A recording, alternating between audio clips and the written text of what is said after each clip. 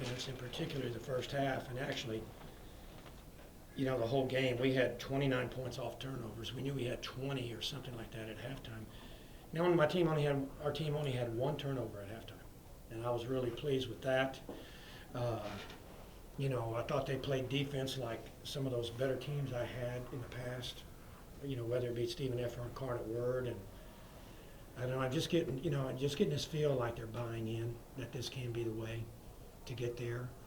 I think the crowd was helpful tonight, and not only in the sense that it made us play harder, but as I told the players, they like what you're doing. They like how you're defending. They like how you're unselfish. They appreciate that, and I think that was we learned a good lesson tonight.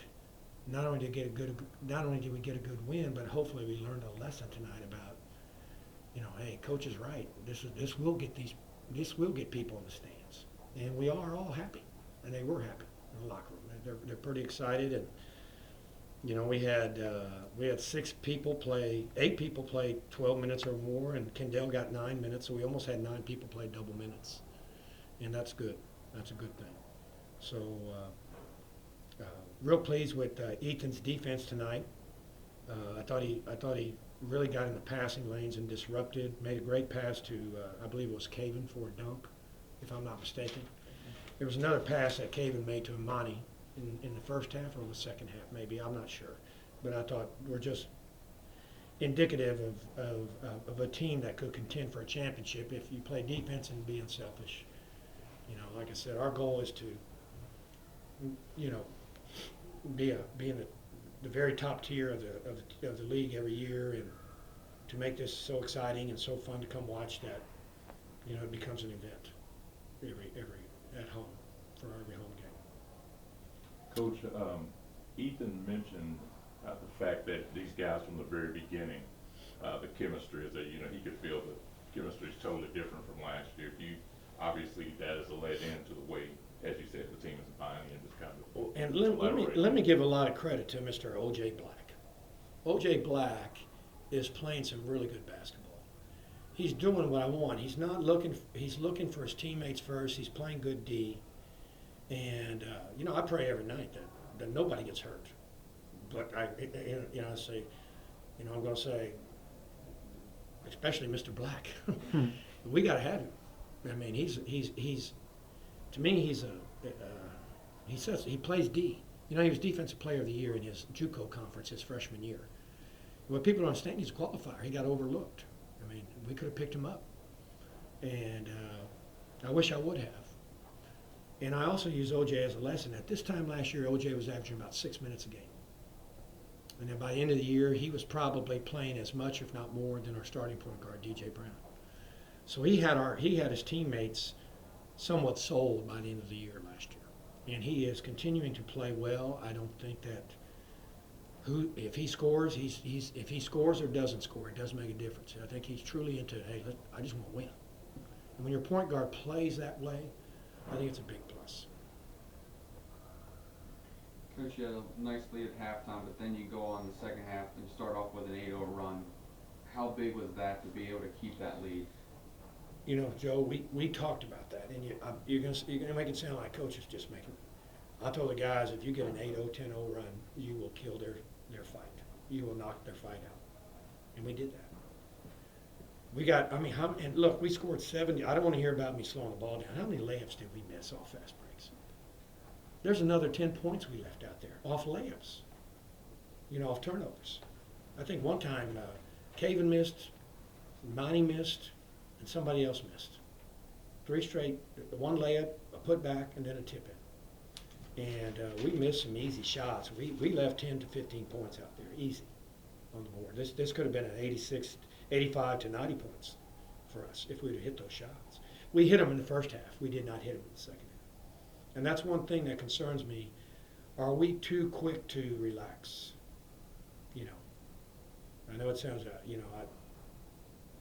just tell them all the time. I've just been around long enough that I've seen teams. You gotta break. You gotta just break their backs. You just take them out. Otherwise, they hit a few threes and it's a whole new ball game. So, but I liked our defense tonight. And Ryan Bowie had how much? 11. That's pretty good defense on my guy's part. I want to compliment him. He had 11 and 11, and we played him pretty good. He's a good player. He's a very good player. Coach, both Anthony and Ethan said that the missed layups and the easy shots that they missed were due to nervousness. I don't believe that. Do you think that's kind of concerning, No. considering they were here at home? No, I don't think so. I think that they missed the layups. You know, I know they want to play hard. They're good people. I really like this group. They're good kids. They like each other. I mean, you know, but if anything, they may be trying too hard at times. If that's what you mean, nervousness. They may be trying so hard. But anyway, we shot 48 for 45%. You know, we easily hit those layups. We probably would have shot 50, 52. I didn't like the fact that we got out rebounded.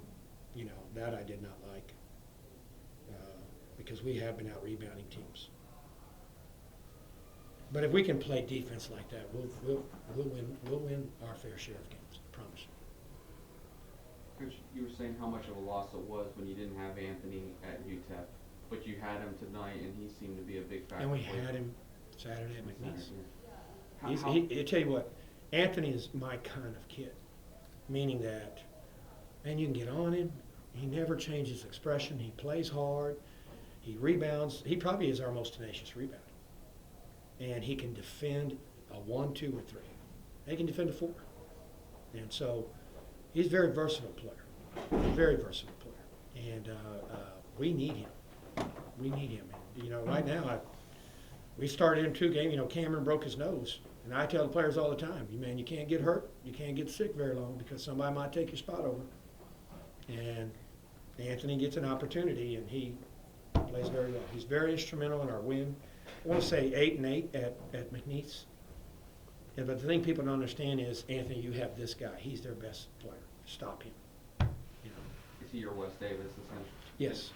And we're hoping Bobby can be that. Bobby's limping a lot. That bothers me.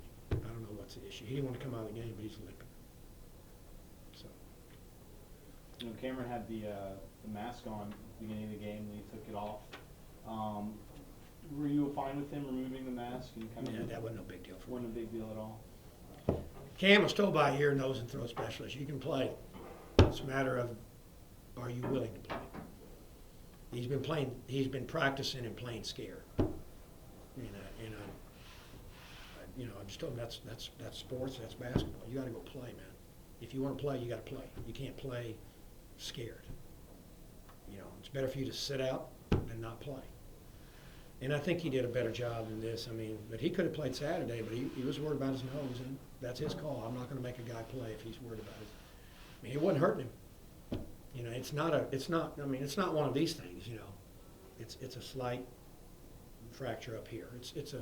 It's not just really broken hard. It's just a hairline fracture up there. You just like catch an elbow or something. No, he tried to drive. He lost the ball.